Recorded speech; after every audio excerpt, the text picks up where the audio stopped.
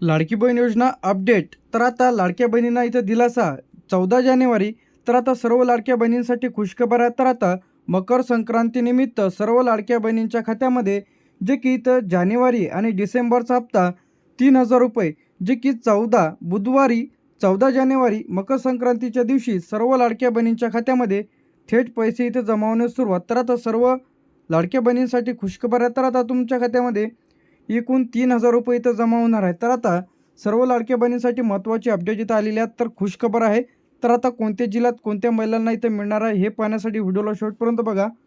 मकर संक्रांतीनिमित्त 3,000 रुपये लाडक्या बहिणींच्या खात्यामध्ये आजपासून. तर या डीबीटीच्या माध्यमातून आधार लिंक बँक खात्यामध्ये जे की या जिल्ह्यांमध्ये लाडक्या बहिणींच्या खात्यामध्ये पैसे जमा होण्यास सुरुवात झालेली आहे. मकर संक्रांतीनिमित्त आता लाडक्या बहिणींच्या खात्यामध्ये एकूण 3,000 रुपये इथं मिळणार आहेत. तर सर्व लाडक्या बहिणींना मकर संक्रांतीच्या हार्दिक शुभेच्छा.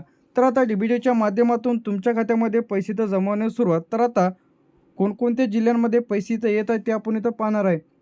सर्वप्रथम अहमदनगरमध्ये पैसे इथं आलेले आहे.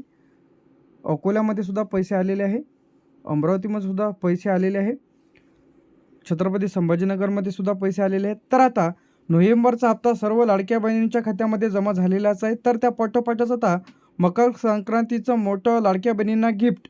तर आता 3,000 रुपये दोन्ही हप्ते एकत्र जमा. त्यानंतर इथे आपलं बीडमध्ये सुद्धा पैसे आलेले आहे.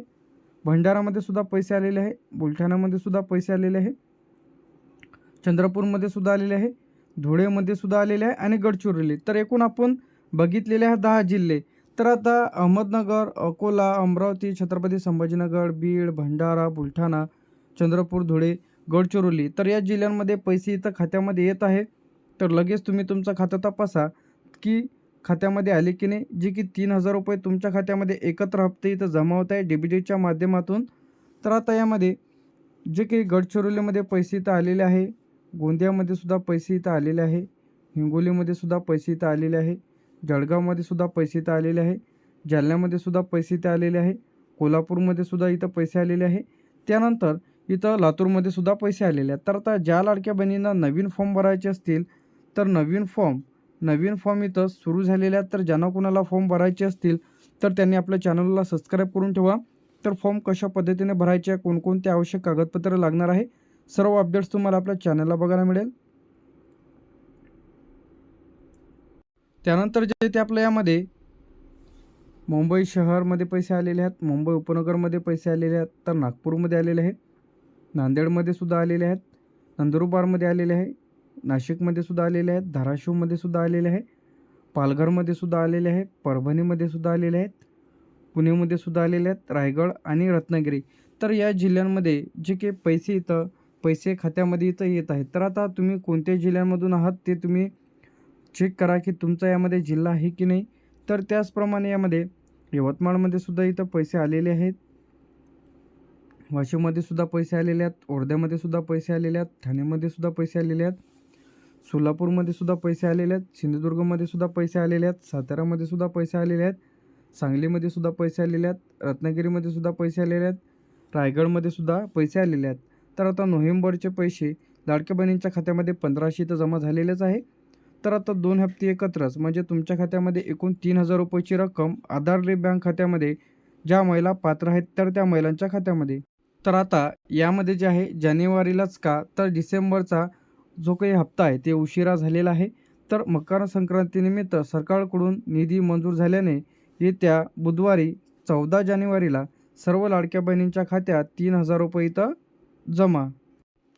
तर आता यामध्ये कोणाला मिळणार आहेत 3,000 रुपये.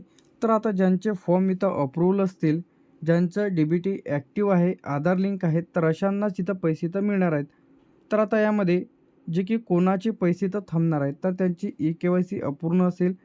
ज्या लाडक्या बहिणींची ई-के-वाय-सी चुकलेली असेल तर त्यांनी लगेच दुरुस्ती करून घ्या. ज्या कोणाच्या लाडक्या बहिणींची के-वाय-सी राहिलेली असेल तर अशांनी काय करायचं आहे, लाडक्या बहिणीबद्दल सर्व अपडेट्स तुम्हाला आपल्या चॅनलला बघायला मिळेल. खातं बंद असेल तर तुमचे पैसे तर थांबू शकते. आता यामध्ये जे काही अपडेट इथं आलेली आहेत तर आता 14 जानेवारी मोठी अपडेट इथं आलेली आहे. तर आता 14 जानेवारीपासून लाडक्या बहिणींच्या खात्यामध्ये अनेक लाभार्थ्यांच्या खात्यामध्ये जे काही यामध्ये महिला आहेत तर महिलांच्या खात्यामध्ये पैसे इथं खात्यामध्ये येत आहेत. तर जे काही जिल्ह्यानुसार व तालुक्यानुसार इथं टाईमसुद्धा लागू शकतो. आता यामध्ये जे आहे पैसे न आल्यास काय करायचे आहे? सर्वप्रथम आधार लिंक बँक पासबुक आहे की नाही चेक करा. डी-बी-टी ॲक्टिव्ह आहे की नाही चेक करा. अर्ज बरोबर आहे का? त्यानंतर महिला व बालविकास कल्याण कार्यालयाशी चौकशी करा की तुमचे पैसे खात्यामध्ये का आले नाही.